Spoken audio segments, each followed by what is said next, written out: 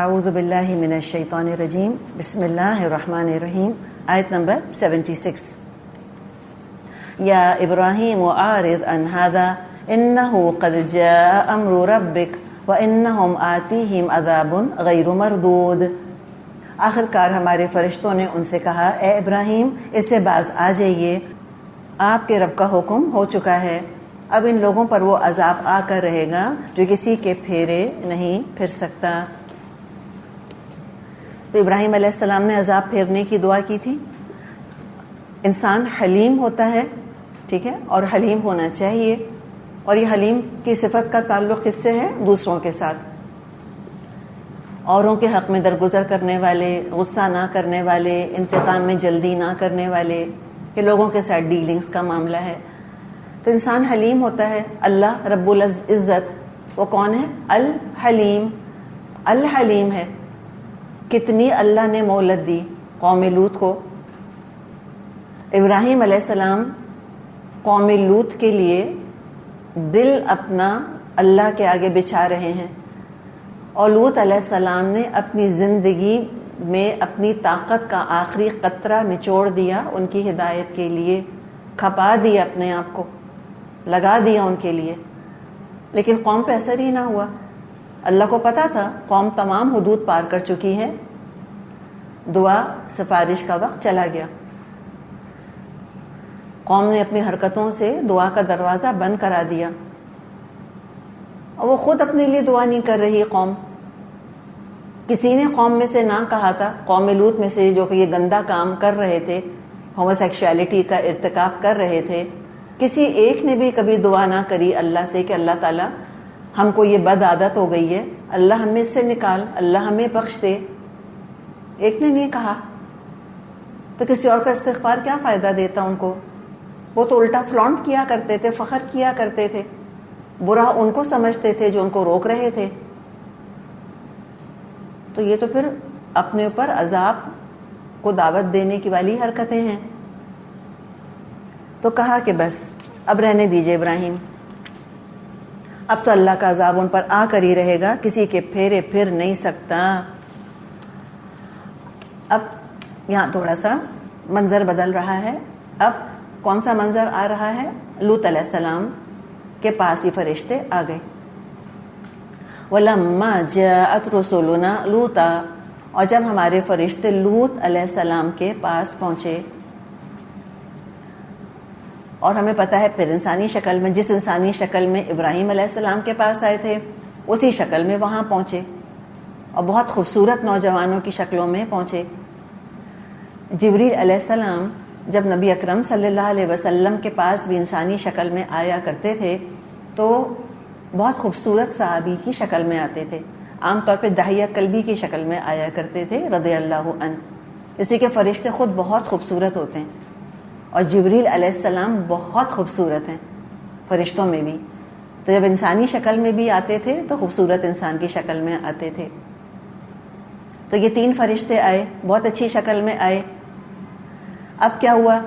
سِیَّ بِہِمْ، تو لوط علیہ السلام تو ان کے آنے سے بہت گھبرائے. وَضَاقَ بِهِمْ ذَرْعًا، اور دل بہت تنگ ہوا. وَقَالَ هَذَا يَوْمٌ عَسِیبٌ، اور کہنے لگے آج تو بڑی مصیبت کا دن ہے. کیوں کہہ رہے ہیں یہ سب کچھ؟ اس لیے کہ وہ قوم کو اچھی طرح سمجھتے تھے. ان کو پتا تھا کہ یہ لڑکے آئے ہیں میرے گھر میں، اب قوم تو چھوڑے گی نہیں ان کو، میں بچاؤں گا کیسے، حفاظت کیسے کروں گا ان کی. دل گھٹنے لگ گیا ان کا. تو کہ ان کو پتہ نہیں چلا کہ یہ فرشتے رسول تھے تو عالم الغیب نہیں تھے. تو سوچ لیں، بس پھر سارے سوچ لیں عالم الغیب ماننے والوں کو کہ جی ان کو تو یہ کشف ہو جاتا ہے اور یہ کرامتیں ہو جاتی ہیں اور فلاں اور یہ فلاں. ان کو کیوں نہیں کشف ہو گیا پھر لوط علیہ السلام کو کہ یہ تو فرشتے ہیں اور یہ تو انسان نہیں ہیں. تو اللہ تعالیٰ بس ہمیں اپنی حفاظت میں رکھے کہ اس طرح سے کوئی کسی کے پیچھے چل پڑے اور یہ سوچ کر کہ وہ ہمیں مستقبل کے بارے میں بتا دے گا اور تو غیب کی خبریں ہمیں سنا دے گا. انہیں کچھ نہیں پتا چلا کہ یہ فرشتے ہیں، اسی لیے اتنے گھبرائے، اسی لیے اتنے پریشان ہوئے. تو 2 چیزیں کہ نہ غیب کا جانتے تھے علم، اور نہ مستقبل کے بارے میں کچھ پتا تھا ان کو. ظاہر غیب بھی مستقبل بھی غیب ہی میں داخل ہے.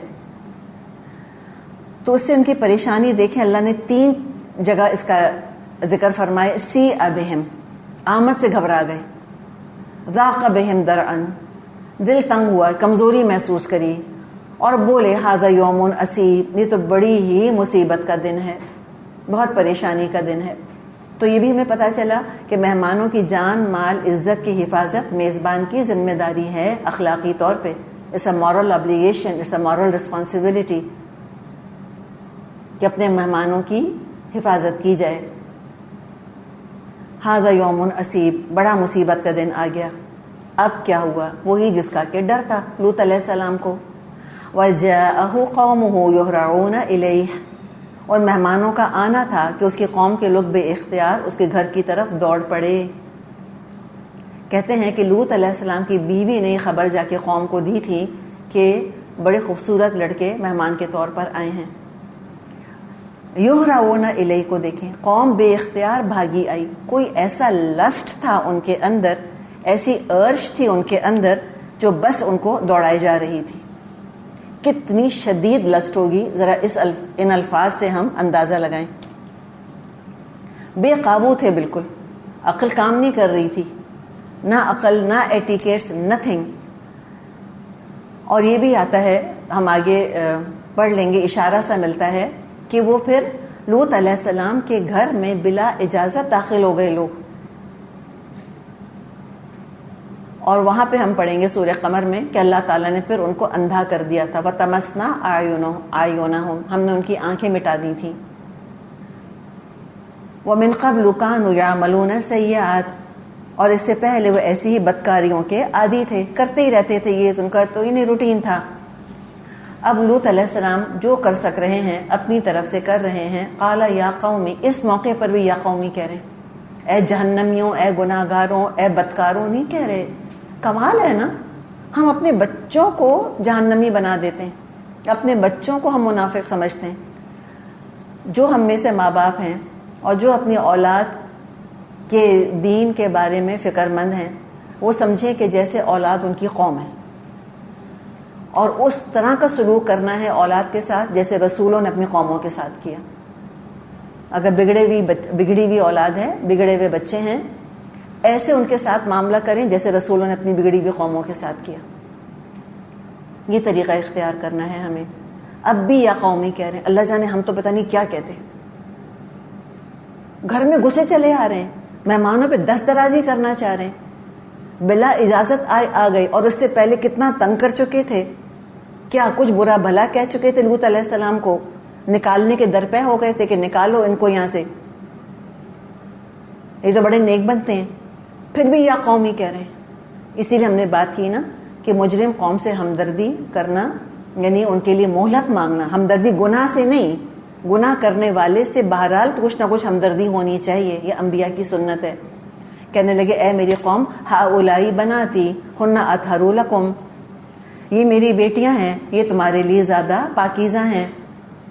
یعنی لوط علیہ السلام نے قوم کی توجہ ان کی عورتوں کی طرف دلائی، یا تو اپنی بیٹیوں کا ذکر کیا ہوگا کہ میری بیٹیاں ہیں، یا قوم کی عورتوں کا ذکر کیا ہوگا، اس لیے کہ امت کی عورتیں رسولوں کے لیے ایک طرح بیٹیاں ہی ہوتی ہیں، یعنی ہم بھی نبی اکرم صلی اللہ علیہ وسلم کی بیٹیاں ہی ہیں نا، ہم مسلمان خواتین۔ تو کہا ہوگا کہ اپنی عورتوں کو دیکھو، ان کی مردانگی غیرت جگانے کی کوشش کی، لیکن قوم پہ ذرا اثر نہیں ہوا۔ کہا اولائی بناتی اطہر لکم، یہ میری بیٹیاں ہیں، یہ عورتیں، یہ تمہارے لیے زیادہ پاکیزہ ہیں۔ فاتقوا اللہ، تو اللہ کا تقوی اختیار کرو۔ پتہ چلا ایتھسٹ قوم نہیں تھی، ایگنوسٹک قوم نہیں تھی، اللہ کو مانتی تھی لیکن اپنی من مانی کرتی تھی۔ ولا تخزونی فی ضیفی، اور مجھ کو میرے مہمانوں کے بارے میں رسوا مت کرو، یہ کام تو مت کرو، بیسک مورالٹی تو ہونی چاہیے تمہارے اندر۔ الیس منکم رجل رشید، کیا تم میں کوئی ایک بھلا آدمی نہیں ہے؟ ناٹ ایون ون، بالکل اسٹرائل قوم تھی نا، ایک بھی نیک آدمی نہیں تھا، ناٹ ایون ون۔ الیس منکم رجل رشید، ایک بھی تم میں سے بھلا آدمی نہیں۔ کیسی اپیل کر رہے ہیں، کتنی بے بسی چھلک رہی ہے لوط علیہ السلام کی باتوں میں۔ یہ بھی ہمیں پتہ چلا کہ لوط علیہ السلام کے پاس کوئی مددگار نہیں تھا. He had nobody. پوری قوم میں ایک بھی نہیں تھا, not even one. یہ وہ مثال ہے قوم کی جو پوری کی پوری قوم برباد ہوئی. نوح علیہ السلام میں سے تو پھر بھی 80 لوگ چلو بچ گئے تھے. یہ تو لوط علیہ السلام کے گھر والوں کے علاوہ کوئی بھی ایمان نہیں لایا تھا. سورہ قمر میں یہ بالکل کلیئر اللہ نے بتا دیا. تو قوم نے کیا کہا, یہ ساری نصیحتیں سن کے قالو بولے لقد علمت ما لنا فی بناتک من حق, تجھ کو تو معلوم ہی ہے تیری بیٹیوں میں تو ہمارا کوئی حصہ ہے ہی نہیں. یہ بڑے مزے کی بات ہے کہ تمہاری بیٹیوں میں تو کوئی حق نہیں ہے. نہیں, ہم ناحق یہ کام نہیں کریں گے. تو کیا مہمانوں کے ساتھ زبردستی کرنے کا حق تھا؟ کسی کے گھر میں پوچھے بغیر داخل ہو جانے کا حق تھا؟ وہ تو کوئی حق نہیں تھا. یہ دیکھیں کہ کیسا اپنا ورژن آف مورالٹی پیش کرتے ہیں گناہ کرنے والے, کیسا اپنے آپ کو صحیح سمجھ رہے ہیں. مورالٹی کتنا اپرائٹ, مورلی کتنا اپرائٹ کہہ رہے ہیں اپنے آپ کو. نہ جو ہمارا حق نہیں ہے وہ تو ہم لیں گے ہی نہیں. اور یہ جو حرکتیں کر رہے ہیں وہ حق تھا کیا ان کا؟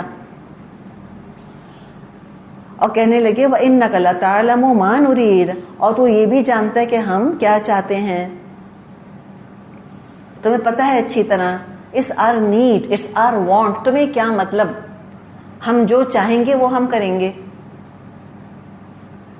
قال, لوط علیہ السلام نے فرمایا لو ان لی بکم قوۃ او آوی الی رکن شدید, کاش میرے پاس اتنی طاقت ہوتی کہ تم کو سیدھا کر دیتا یا کوئی مضبوط سہارا ہی ہوتا کہ میں اس کی پناہ لے لیتا.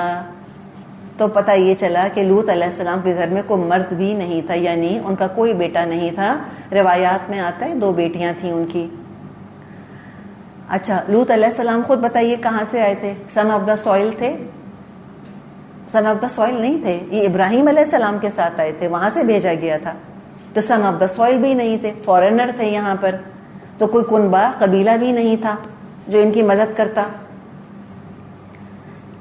اچھا, اب وہ جو کہہ رہے ہیں کہ لو ان لی بکم قوۃ او آوی الی رکن شدید, کاش میرے پاس طاقت ہوتی یا میرے پاس کوئی مضبوط سہارا ہوتا. اس سے بھی بڑا اہم سبق مل رہا ہے دین کا کام کرنے والوں کو کہ لوط علیہ السلام اللہ کے رسول ہیں, اس کے باوجود دنیاوی وسائل استعمال کرنا چاہ رہے ہیں. وہ چاہ رہے ہیں کہ میرے پاس کوئی اسباب ہوتے, کوئی وسائل ہوتے, کوئی طاقت قدرت ہوتی. یہ ہے دراصل توکل. یہ توکل ہے, محنت, کوشش کرنا, حد الامکان حد تک ویز اینڈ مینس پرووائڈ کرنا. یہ نہیں کہ ہاتھ پہ ہاتھ رکھ کر بیٹھے رہیں اور سوچیں کہ میں کیا کروں, اللہ خود ہی بچائے گا. خود پریشان ہو رہے ہیں, قوم کو سمجھا رہے ہیں, نیگوشیٹ کر رہے ہیں, جو کر سکتے ہیں کر رہے ہیں اپنی طرف سے. ان کی بیسک مورالٹی کو جگانے کی کوشش کر رہے ہیں کہ بھئی کسی دین کی بھی ضرورت نہیں ہے اس بات کو سمجھنے میں کہ کسی کے مہمانوں پر ہاتھ نہیں ڈالنا چاہیے. تو قوم میں تو اخلاقی حس بالکل ہی ختم ہو کے رہ گئی تھی. اور آج دیکھیں, ہم یہ دیکھ رہے ہیں کہ جو گیز اور لیسبینز ہیں ان کو بڑا مظلوم اور بڑا نرم دل اور بڑا ہی سافٹ اور بڑا سویٹ اور بڑا ہیومینیٹیرین بنا کر نہ صرف کارٹونز میں بلکہ ریئل لائف میں بھی پیش کیا جا رہا ہے کہ بے ضرر ہوتے ہیں. بالکل نہیں, نہ بے ضرر ہوتے ہیں اور نہ نقصان پہنچانے والے ہوتے ہیں. They are just human beings like everybody else. لیکن خاص پورٹریل ہے ان کا کہ یہ انسان یہ بڑے انسان دوست ہوتے ہیں, یہ بڑے نرم دل ہوتے ہیں, یہ بڑے بیچارے ہوتے ہیں, یہ بڑے بے بس ہوتے ہیں, یہ بڑے معصوم ہوتے ہیں. یہ امیج دیا جا رہا ہے تاکہ لوگوں کی ہمدردیاں ان کے گناہ کے ساتھ ہو جائیں, ان کے عمل کو جسٹیفائی کرنے کے لیے. آپ دیکھیں پروپیگنڈا کہاں تک کیا جاتا ہے, برین مائنڈ کنٹرول ٹیکنیکس. اللہ نے بتایا کہ ہومو سیکشولز تھے, اگریسو تھے, امورل تھے, چور تھے, ڈاکے ڈالتے تھے, لوگوں کے گھر میں بغیر پوچھے گھس جاتے تھے اور زبردستی کر لیا کرتے تھے. یہ مردوں کو ریپ کر رہے تھے, مردوں کو بھی ریپ کر دیتے تھے. خوشی خوشی تو کرتے ہی تھے یہ کام, لیکن ایسا بھوت سوار ہو گیا تھا, شیطان ان کے اوپر سوار ہو گیا تھا کہ اگر کوئی مرد ان سے دور رہنا چاہتا اس کو بھی نہیں چھوڑتے تھے. یہ اللہ نے صحیح تصویر دکھائی ہے, ریئلسٹک پکچر. اور گیز بھی ایسے ہو سکتے ہیں, نان گیز بھی, چور ڈاکو ہو سکتے ہیں. لیکن یہ امیج دینا کہ نان گیز اگریسو ہو سکتے ہیں گیج تو بالکل اگریسو نہیں ہو سکتے. یہ بالکل غلط تصور ہے جو کہ دیا جا رہا ہے.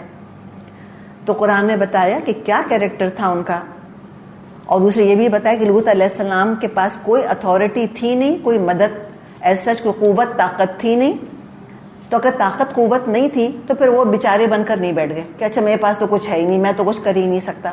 تنہا ہے, اکیلے, جو کر سک رہے ہیں کر رہے ہیں. اپنے مشن کے ساتھ ان کی کمٹمنٹ کا, ڈیڈیکیشن کا اندازہ ہو رہا ہے ہمیں. بخاری میں حدیث ہے, آپ صلی اللہ علیہ وسلم نے فرمایا یرحم اللہ لوطا, اللہ رحم فرمائے لوط علیہ السلام پر. لقد کان یاوی الی رکن شدید, یقیناً وہ بہت مضبوط سہارے کی پناہ رکھتے تھے. کون؟ اللہ. اللہ تھا. لیکن لوط علیہ السلام نے یہ نہیں کہا کہ اللہ کو جو کرنا ہے کرے گا, میں تو کچھ نہیں کر سکتا, میں تو کمرہ بند کر کے بیٹھ جاتا ہوں, بھائی اللہ ہی مدد کرے گا. نہیں, خود جو کر سکتے تھے انہوں نے کوشش کری. قالو, اب جب فرشتوں نے ان کی بے چینی اور بے بسی اور محنت اور پریشانی دیکھی تو کہا یا لوط, اے لوط, ان رسول ربک, ہم آپ کے رب کے رسول ہیں.